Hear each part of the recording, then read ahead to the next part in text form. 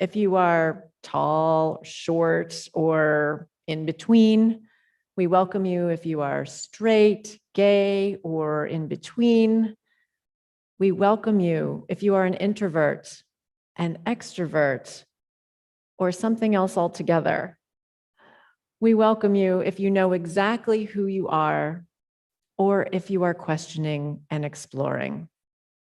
Wherever you are on your path, whatever your skin color or gender identity, or the number of toes you have, you are welcome here, and we are glad you have joined us. Today, we are lucky to have guest musician Ann Turner on piano with Susan Ryan on flute.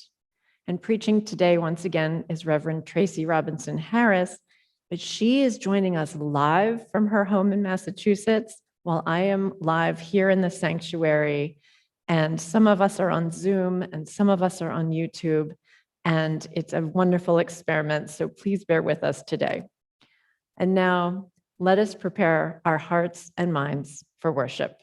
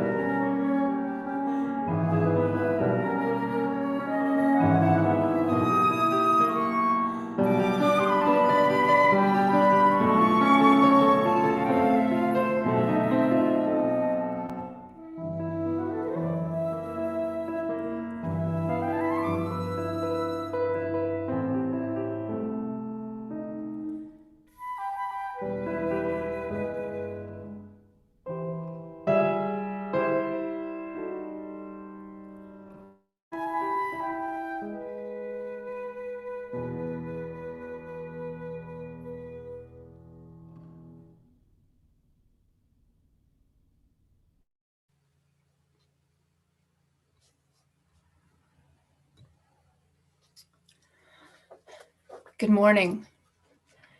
Our call to worship this morning is from the Reverend David Pohl.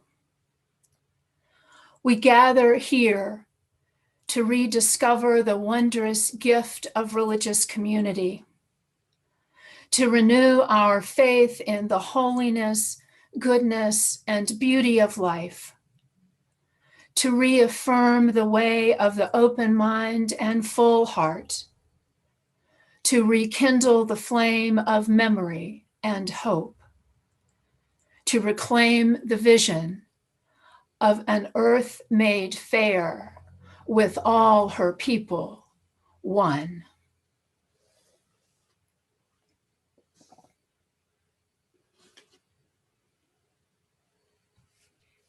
If you have a chalice at home, I invite you to join me by lighting it now.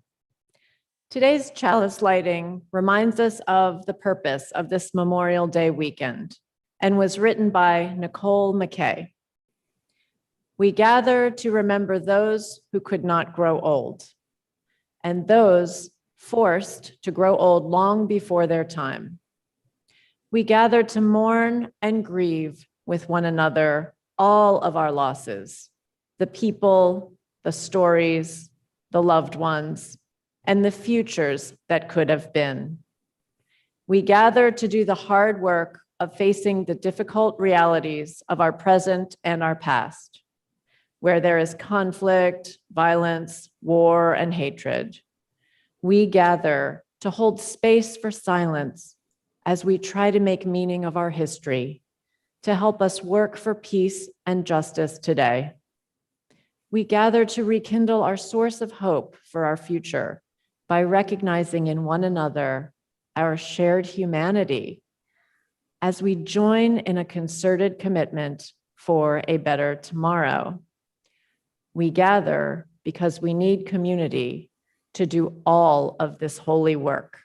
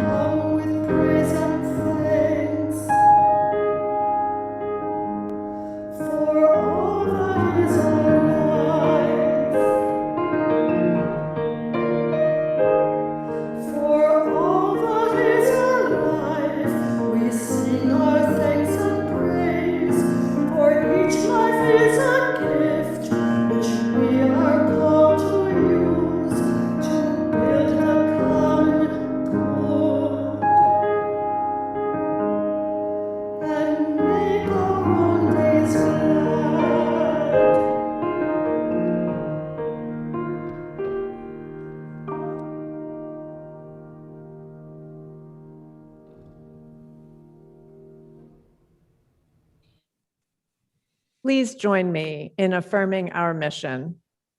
First Unitarian Church of Wilmington is a beloved community that nourishes minds and spirits, fights injustice, and transforms the world through loving action.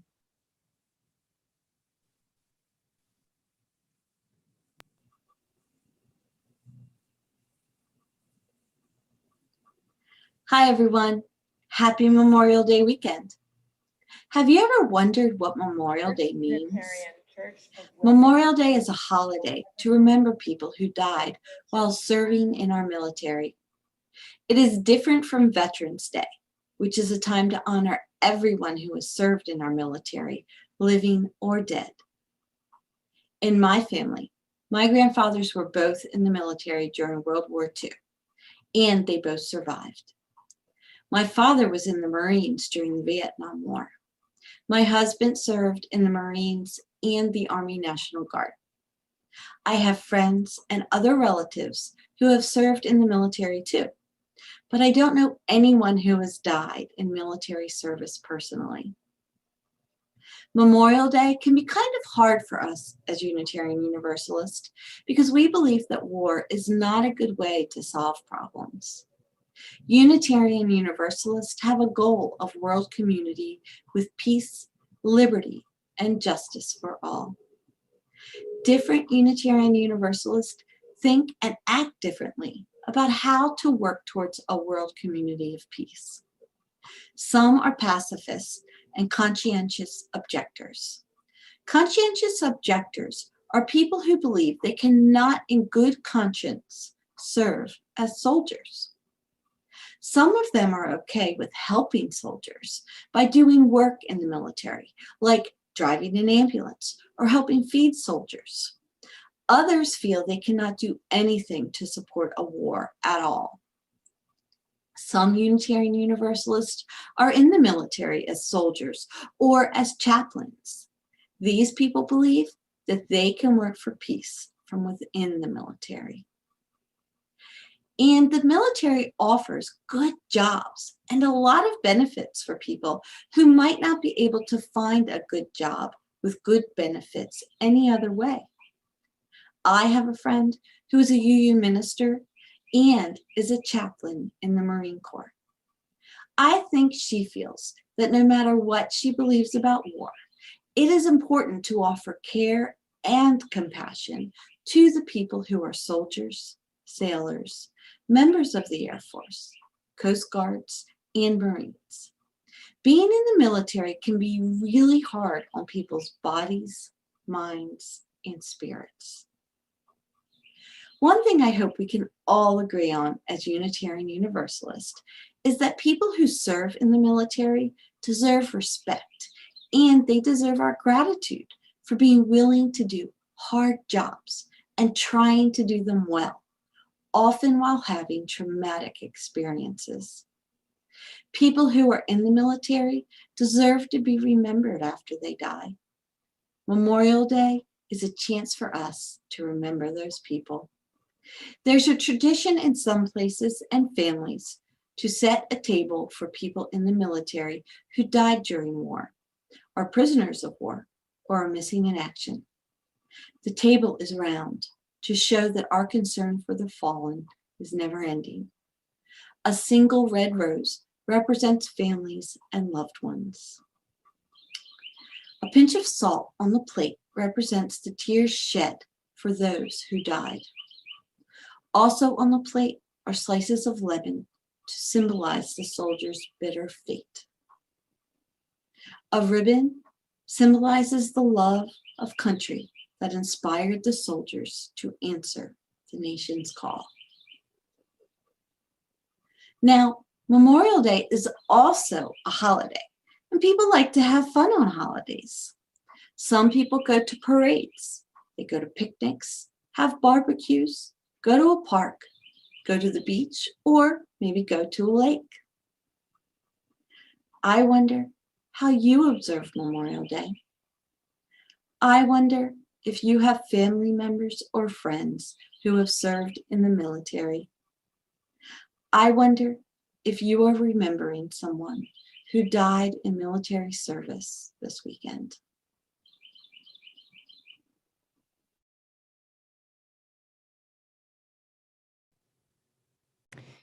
Now join me for a time of contemplation. Adjust your body so you are comfortable, perhaps sitting up with your feet on the floor. If you'd like to close your eyes, please do so. And let's go to our hearts. I invite you to think about the gifts of freedom you have, what your freedom means to you. Follow the thread of any good feelings that arise. Is there hope, potential, gratitude? What comes up for you when you embrace your freedom?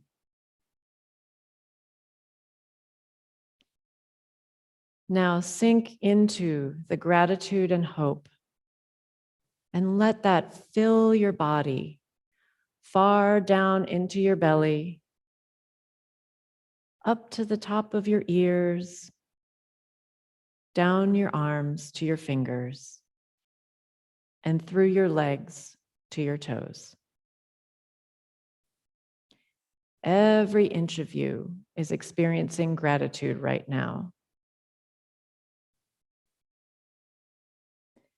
As that feeling grows, let it expand out from your body beyond you. Let it emanate from you in every direction. Let's sit together in silence, experiencing deep gratitude together.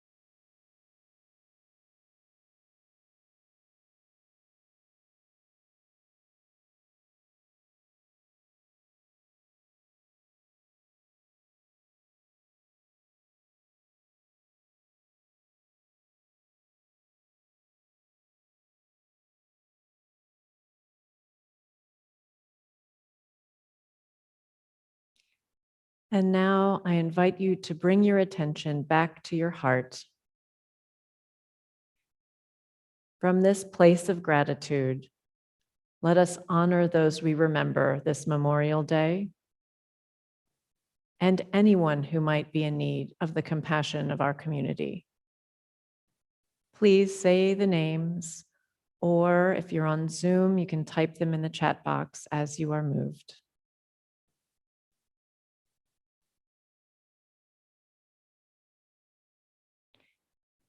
May all those in need feel tended, and may all people connected to those we remember know that their loved ones are honored still.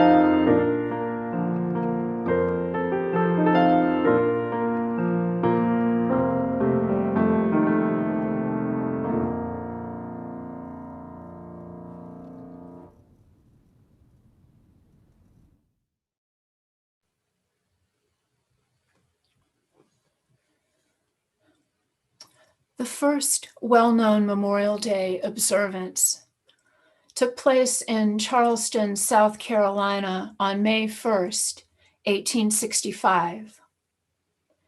During the Civil War, Union soldiers who were prisoners of war were held at the Charleston race course. At least 257 died there and were hastily buried in unmarked graves.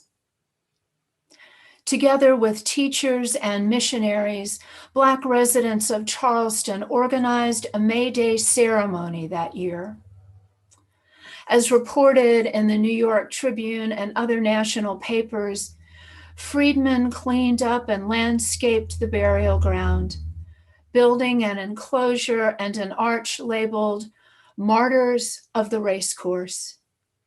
Nearly 10,000 people, the majority of them formerly enslaved, gathered on May 1st, 1865, to commemorate the war dead.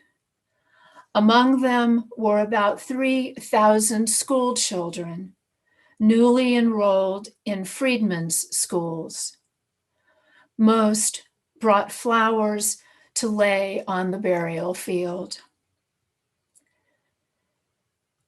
As they did on that day, we remember those who died while in military service to this country. Take a moment, recall a family member whose absence is keenly felt. Recall a friend whose company you enjoyed. Maybe the name that comes to mind is someone from this place or one nearby, perhaps someone from a place you used to live.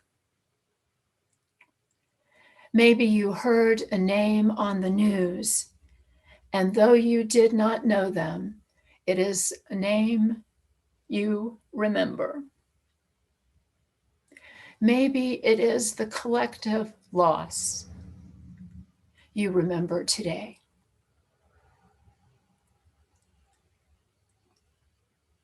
In a moment of silence, we once again remember.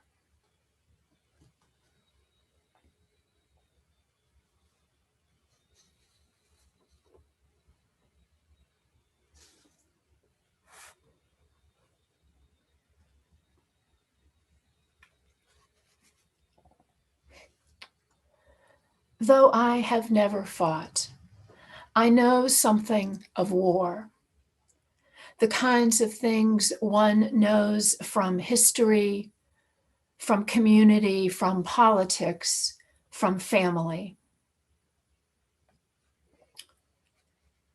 A decade ago, when my parents were moving from their home to nearby assisted living, I contacted the Veterans Administration about a pension for my father. Following the Revolutionary War, George Washington had appealed to Congress to create a pension for surviving veterans. He argued that how the nation treats soldiers who survived that war would impact the willingness of future generations to serve when their country needed them. Congress acted on his appeal, and the government began providing modest pensions to elder veterans active during wartime. My father, James Harris, was in the Army from 1940 to 1945. Never deploying overseas, his years of service were devoted to protecting this country's East Coast. After the VA paperwork was complete, after months of follow-up, and with help from the congressional representative from my father's district, we secured a pension for my dad. At 93 years old, his well-being was bound up with veterans who fought in and survived the Revolutionary War.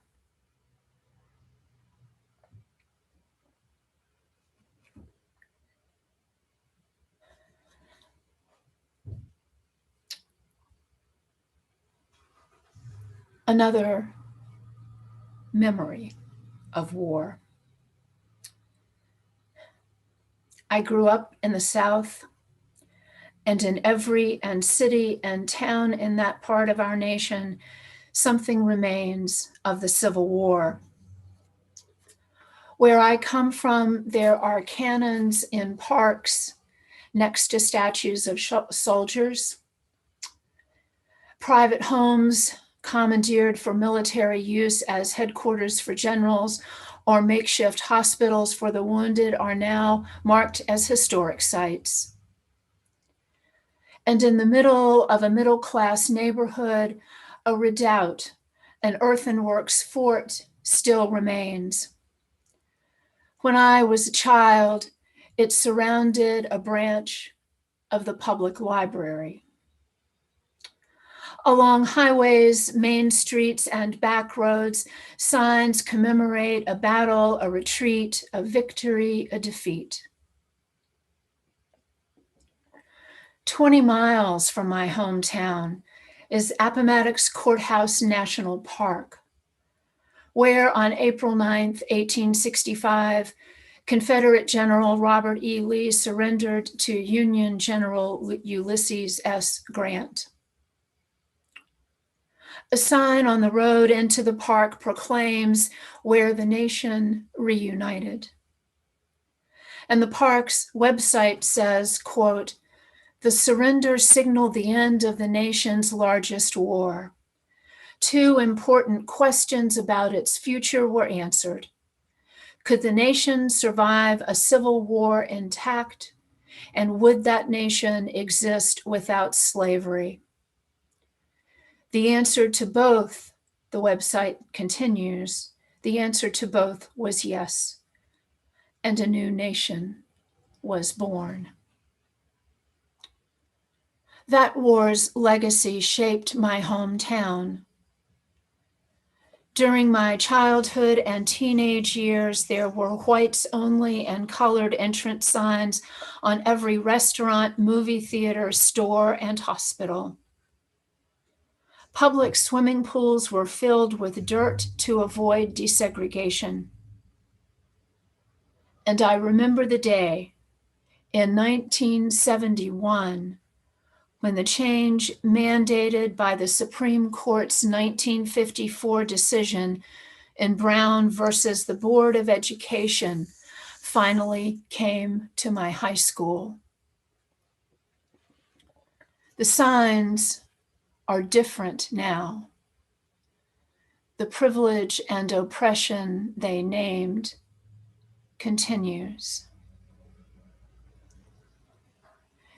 56 years after that first Memorial Day observance on the racecourse in Charleston, the community of Greenwood, known as Black Wall Street, was destroyed by white Tulsa residents in the Tulsa, Oklahoma race massacre.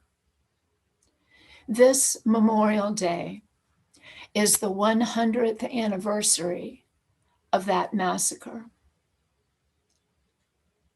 April 9th, 1865 brought an end to the fighting with 600,000 dead. But the work of uniting the country,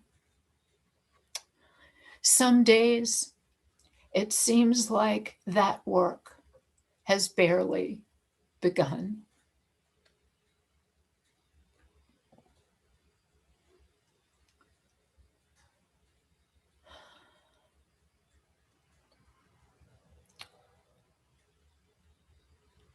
Another story.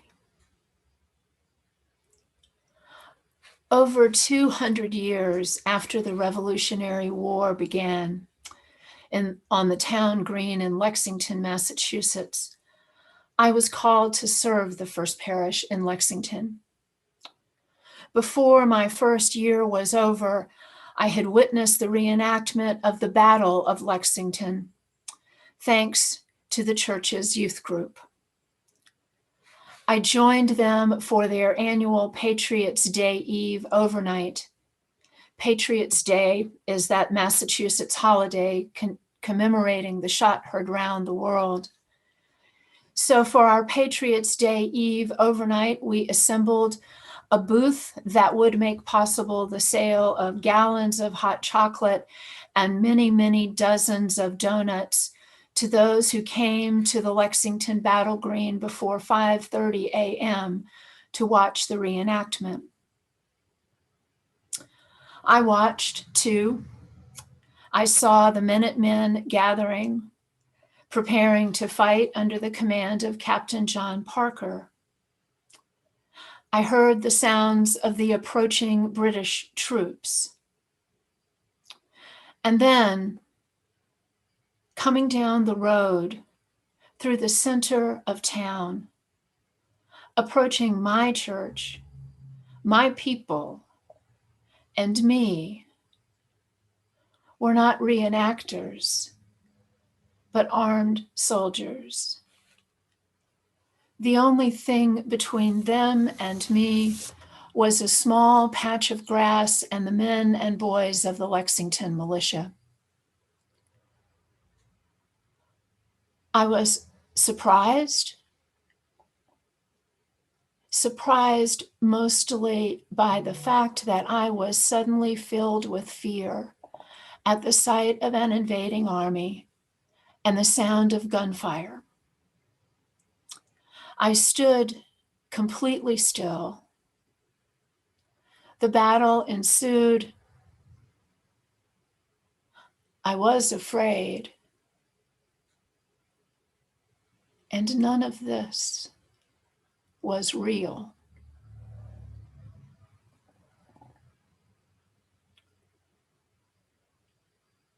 There were, however, some members of my family who knew the reality of war. After my parents moved to assisted living, I sorted family possessions and years of memories. Among them, I found 2 United States flags folded into precise triangles. One, given to my aunt, honored her husband who had served in the Marines. He was one of 70,000 deployed to Iwo Jima and was present for the raising of the US flag on Mount Suribachi. Later, he served in Korea in a war that is officially not yet over. Along with his flag were medals, photos of my uncle in wartime, and his Marine Corps knives. In holding them, I touched Iwo Jima and Korea, and years of my uncle's life he never spoke about. The other flag, presented to my grandmother, honored her only son, my Uncle Ray, who served in the Army. I was 10 years old when he died, and I remember being with my grandmother, my aunt, my mother, as we rode in the funeral home limousine following the hearse to Arlington National Cemetery. We made our way among endless rows of white gravestones, walked silently to the place reserved for my uncle's burial. In the case with his flag, when I found it, was an envelope with a map of the cemetery and instructions on how to find his grave. There was no mention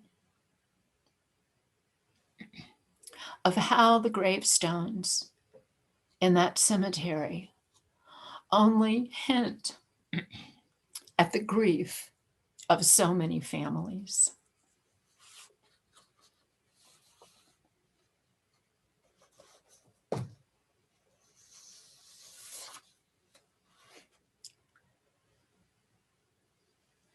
And one last memory. The war I call my own is Vietnam. I was old enough for politics to matter to me then. Friends were drafted. some killed. A few were conscientious objectors. Others protested our involvement in that war, and I was one among the protesters. Years later, I made a sunrise visit to the Vietnam Veterans Memorial.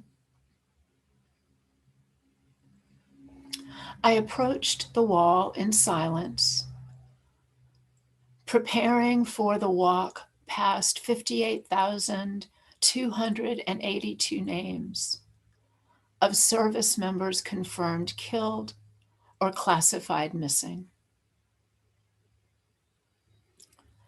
Many visitors who take that walk leave mementos on the wall. Some place small slips of paper over the name of a loved one, rubbing the name onto it using a pencil, then pocketing a memo, a memento that they will treasure.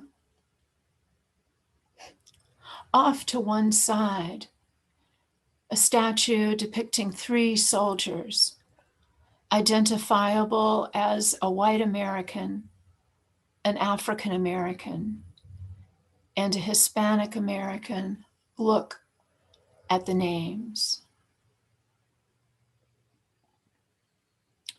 Once upon a time, the sounds of protest were loud against that war, and some of those sounds were mine.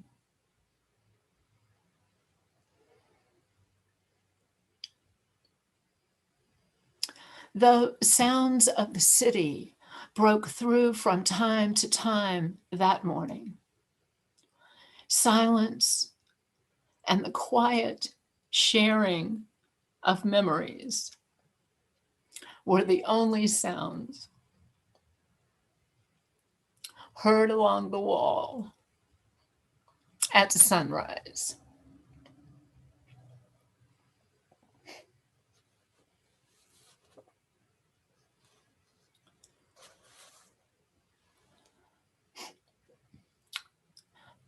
The Reverend Kendall Gibbons wrote words for this particular Memorial Day in observance of Memorial Day as intended to be remembered, and in remembrance of the Tulsa Race Massacre. I share her words with you now in closing.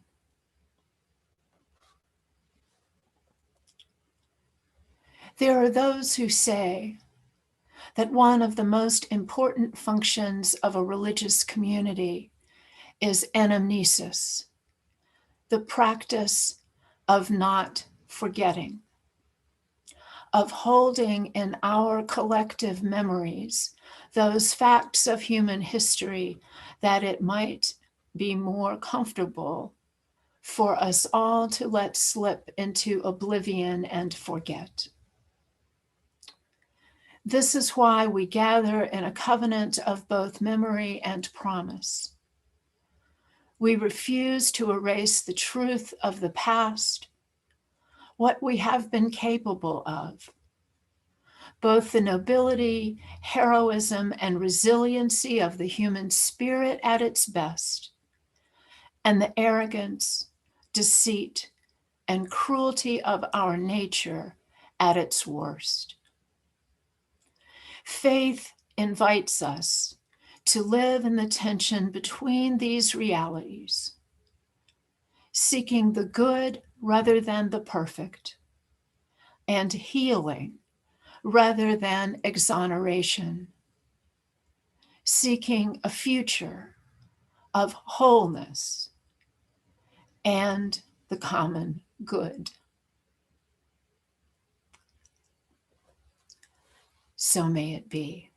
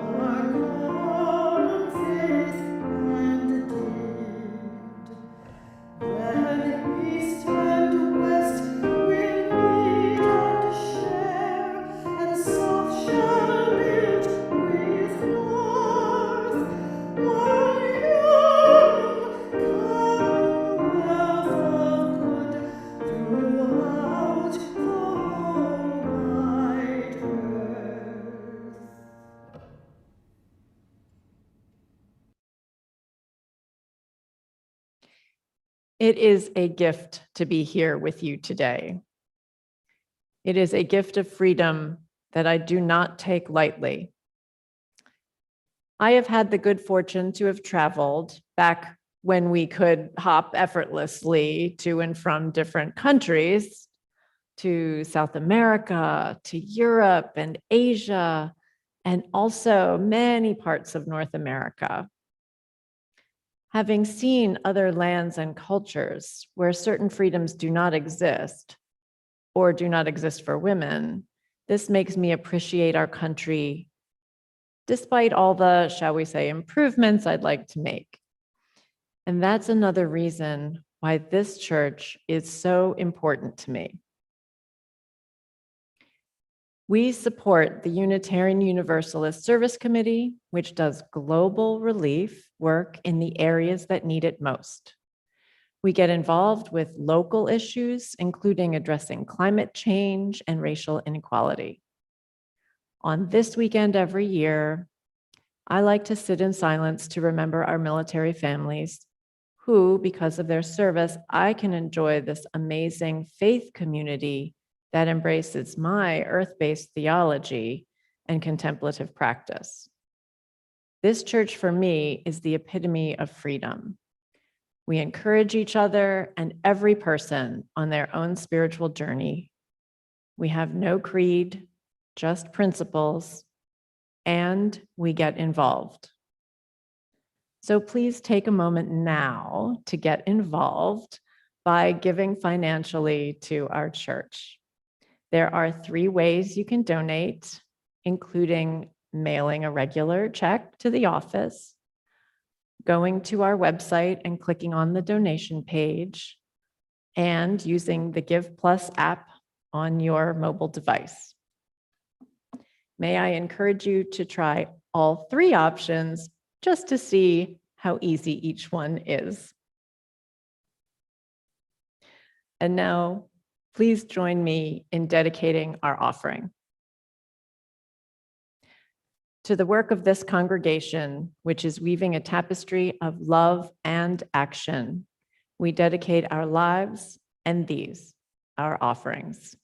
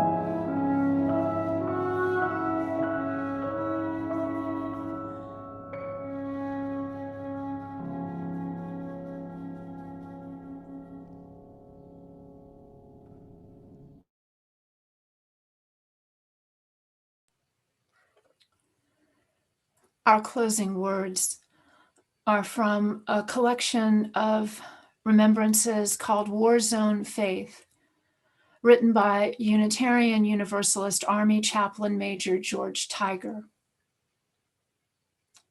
So it has been in all times and places, wherever two or three are gathered, in every heart that shares in the hope of a world made new. The human and the divine live one life together. This is the great mystery and our gift.